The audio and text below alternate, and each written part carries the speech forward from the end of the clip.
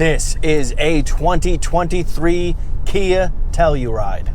The updated for this model year, popular mid-size crossover SUV from the Korean brand with a revised look, new trims, and larger screens inside. The largest changes for this model year come from the new trims, or sub-trims, perhaps is a better way to say it. The first is the X-Line, and it's part of either the EX, SX, or SX Prestige trims. It adds $1,395 to the price and includes a 0.4 of an inch or 10 millimeter increase in ground clearance, raised roof rails, and downhill brake control. You can also get an X Pro, which comes on the SX and SX Prestige trims.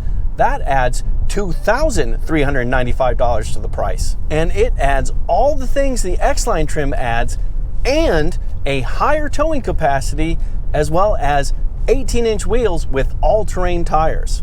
The point of those trims is to give a more off-road friendly version of the Kia Telluride, which, is a very popular trend these days. It does not go as far as the Honda Pilot Trail Sport as an example, but it's definitely going in that direction. And if you go X Pro, all-terrain tires is a legitimate change. There are also 3 new colors for the Telluride: Midnight Lake Blue, Dawning Red, and Jungle Green. But this particular Telluride is not any of those colors. It is painted in Wolf Gray, which is a $495 optional color. It is also an SX Prestige X-Line, which means it does in fact stand taller than most of the other Kia Tellurides out there. And it's almost the top trim you can get, but not quite the top, because there is an SX Prestige X Pro, which will have the 18-inch wheels with all-terrain tires and be just a bit ruggeder, I suppose, than this one here. The base price for a front-wheel drive Kia Telluride LX is $37,255, making that an all-wheel drive Kia Telluride LX adds $2,000 to the price. Jumping all the way up to an SX Prestige X-Line starts at $53,350, and my test car did have that fancy paint and carpeted floor mats and cost $54,070. Okay, with that, now is a good time to pull over and show you around and inside this car in a bit more detail, show you those fancy screens I was talking about. The Kia Telluride did receive a few styling tweaks and new trims for the 2023 model year, and now it stands taller than ever. Let's take a closer look. You are in fact looking at new headlights, a new front fascia, and a new grille. It's not a huge departure from what we saw before, but it is different. The headlights are now vertical here instead of 2 horizontal chunks right there. And there's tweaks down here which you can see. And this grille has a slightly different shape and pattern to it. This specific grille stands out because it's an X-Line model, so it's even different than the other 2023 Kia Tellurides. And generally, I think Kia was smart not to mess with the shape too much, because this is a very handsome looking vehicle that a lot of people like the shape of, a lot of people like the styling of it, so why mess with it? But regardless of what the styling is up front, I'm still more curious to see what's under the hood. We still have a transversely mounted V6 right here, 3.8 liters, and it is relatively well tucked back considering things, and sits quite low in the engine bay as well. The center line of the front axle is right around here, so a good chunk of the engine is in front of the center line of the front axle, but not all of it, so that's not too bad. And also, if you're curious, windshield washer fluid is right here. Looking at the Telluride in profile, it is very, very similar to what we had last year. I'll go ahead and put the dimensions up on the screen so you can check that out, and let you know that I have a lot more information in the description. And let me add one more: ground clearance. Because this is an X-Line, we do have 0.4 inches or 10 millimeters more ground clearance, so we're at 8.4 inches instead of 8 inches even. So that gives it just a tiny bit more of an elevated look, and I think actually gives it a touch more presence as well. I think it's a good change. Also, because it's an X-Line, we have these raised roof rails right here, and I think they look nice in this gloss black as well. Also, weirdly almost, because it's an X-Line, we have body colored door handles. That's an interesting detail. Generally speaking, I think this is the classic two-box shape, but I think it executed really, really well. I think this wolf gray paint is a nice paint for the Telluride, and I think it just looks squared off in the right places, but with just like round curves and little details that just work really well. 18-inch wheels are what's standard on the 2023 Kia Telluride, but most trims roll on 20s, including this one right here. Because this is an X-Line, we get a specific design for the 20-inch wheel, but that is one of the updates for 2023 Kia Tellurides across the board, new wheel designs. So you're gonna see different wheels compared to 2022 and earlier Kias already. I think it's a good looking wheel. I think the black matches the black trims and the black details that you see otherwise with the light paint. And yeah, I think it fills the wheel well nicely. And you get the same wheel in front as you do in back. The styling tweaks to the rear of the Kia Telluride are different, but even more subtle than what we saw in front. One little detail I noticed is that the taillights have this kind of vertical extension down here, but the tailpipes and much of the rear end look largely similar to what they did last year. And again, that's not a bad thing. This is a good design. This is a good looking rear end and fits the rest of the vehicle styling wise really well. Oh, and by the way, here is a little indicator that you have an X-Line.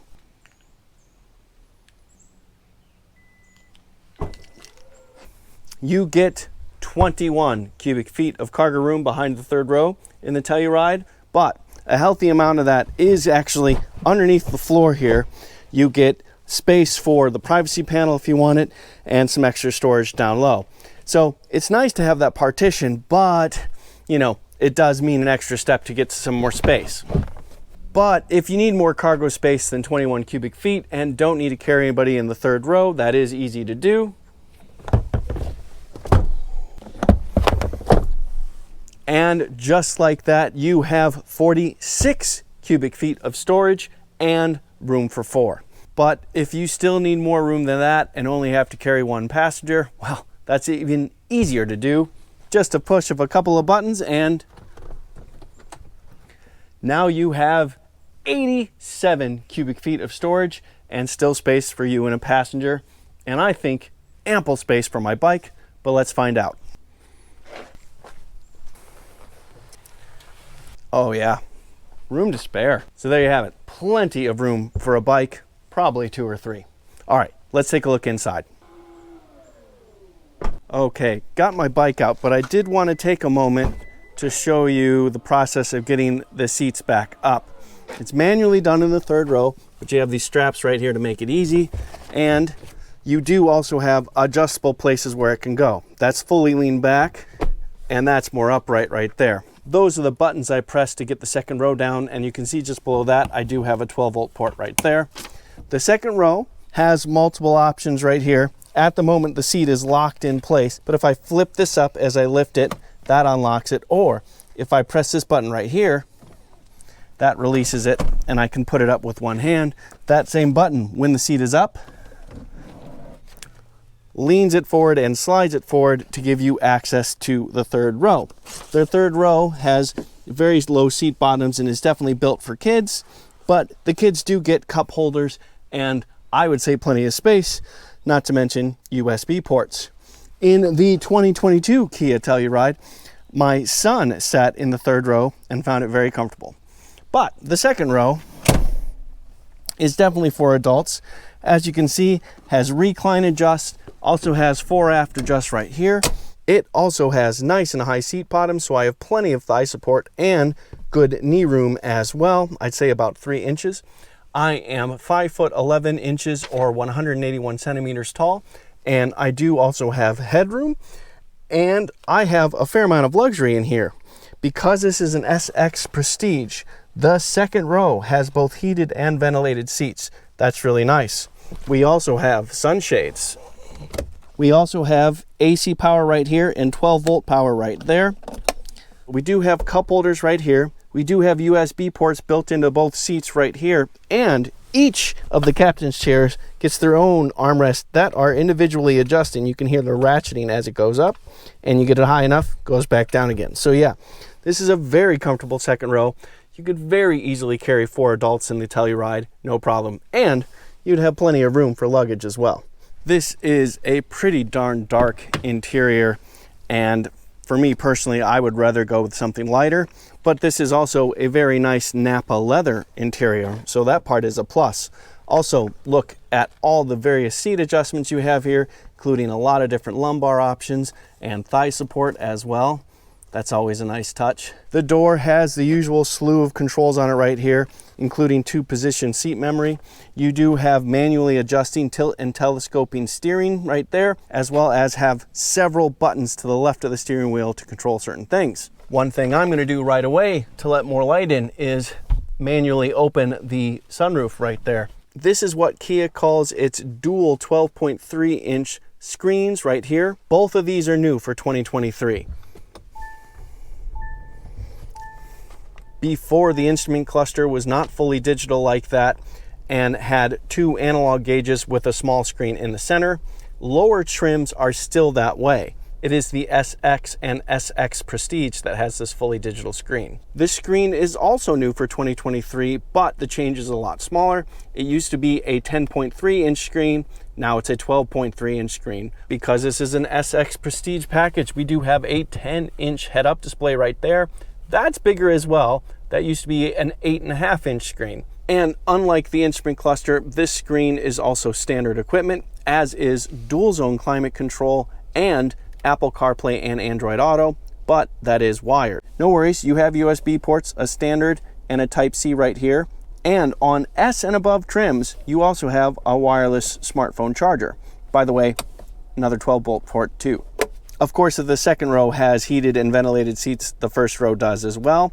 The heated part is on S and above trims. The ventilated part is on EX and above trims. Down below, you have a fairly standard looking prindle right there. Nice big cup holders right here. Here are a few more controls, including your electric park brake and drive modes. Talk about those in just a sec.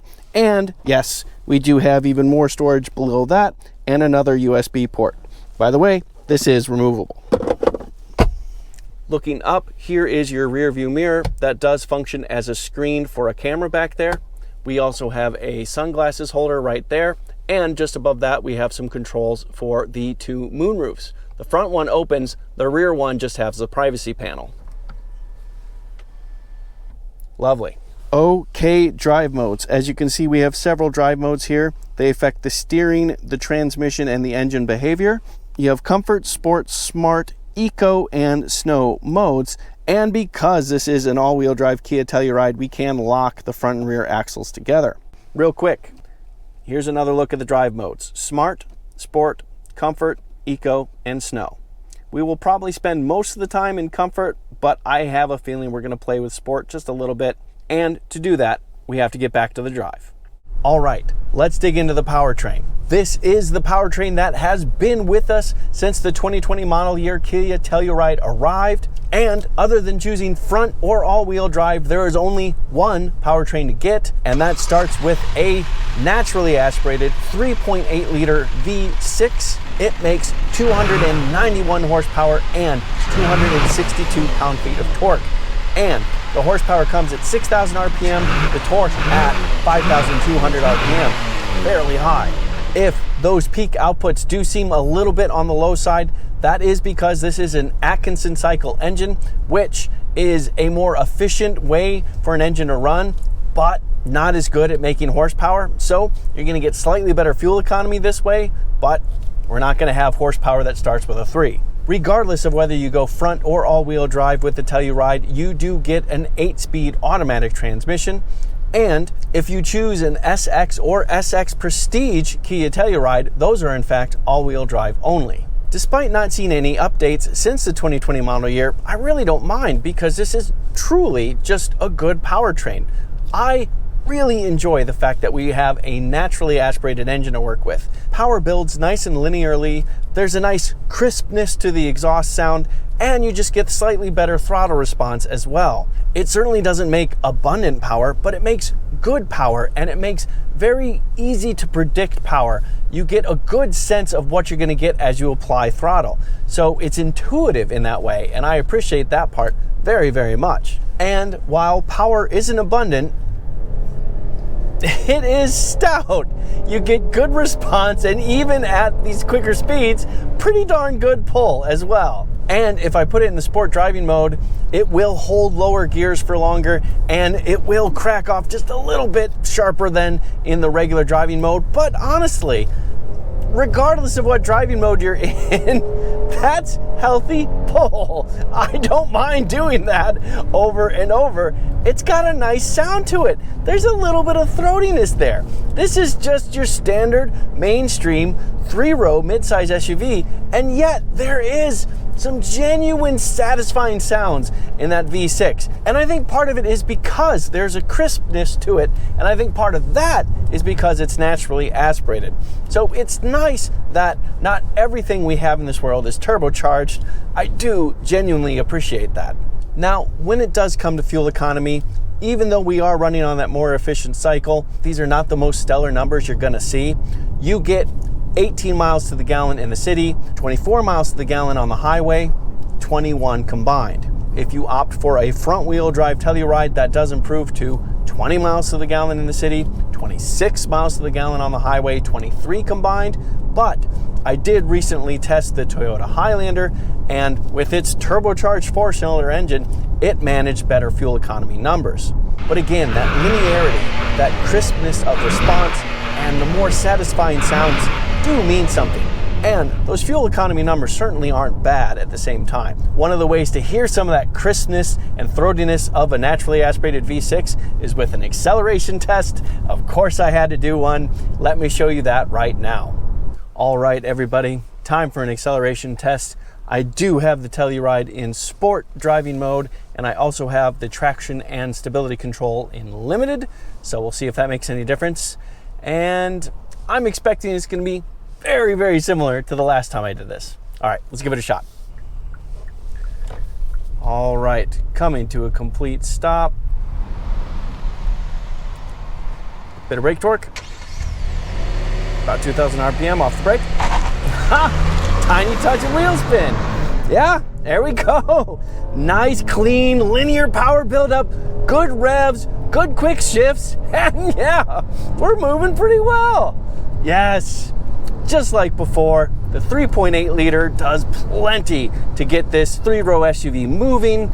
It does a really good job, even though it is an Atkinson cycle engine. There's plenty of power, good linear buildup, good quick shifts from the transmission, good solid acceleration.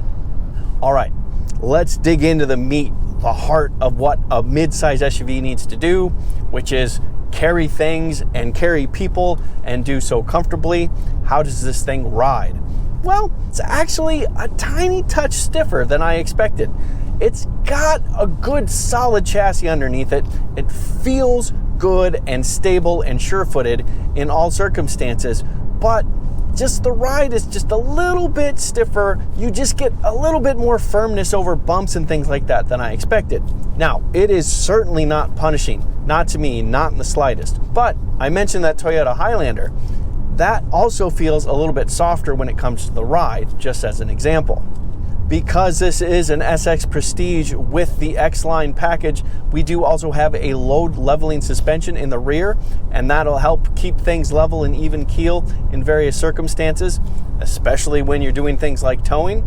So generally speaking, this is a very comfortable, convenient, and easy to use machine. And that's true on roads like this or on the interstate. So of course I had to test it out there. Let me show you that. All right, time for a stint on the interstate, but real quick, time for a handling test.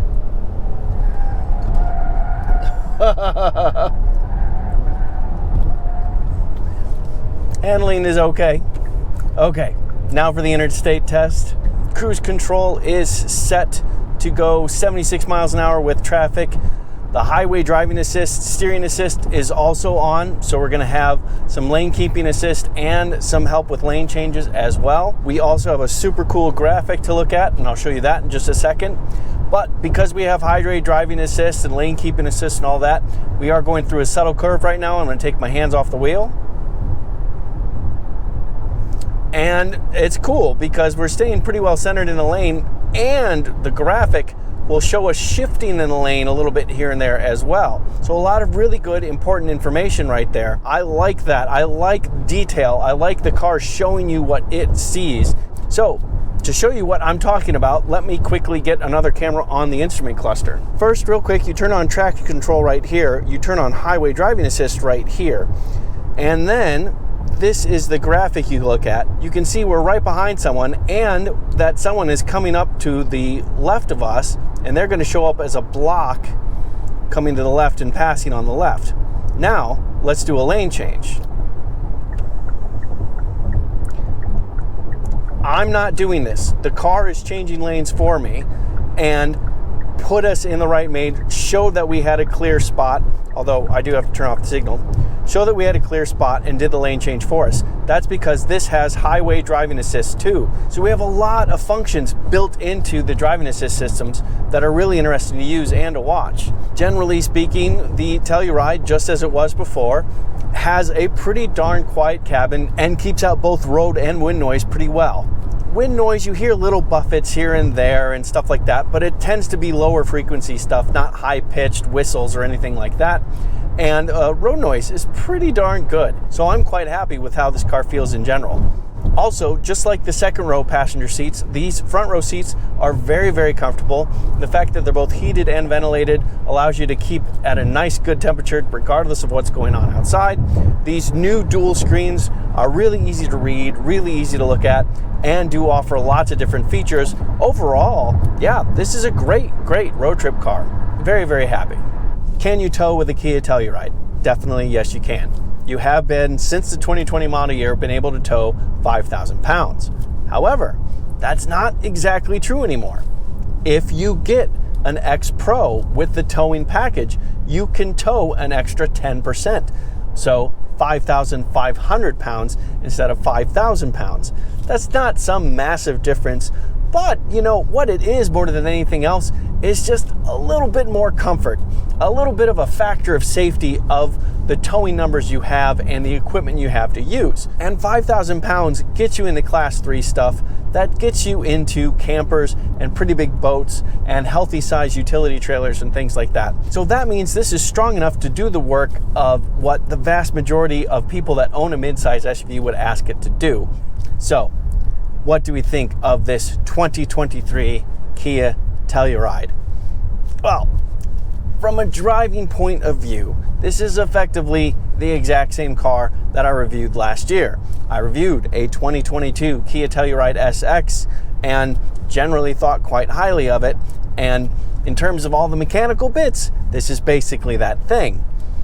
But Kia made some important updates to the styling and to kind of like keep up with the Joneses in a sense, in terms of adding a little bit more off-road capability and a little bit more of a rugged look at the same time. I think it's a nice added bonus that they were able to bump up towing capacity a little bit as well, if you're willing to pay for the right packages. Basically, since its inception, the Kia Telluride has been very popular. It's a real nice combination of usefulness, good looks, and the appropriate size. And those attributes have changed very little, if at all.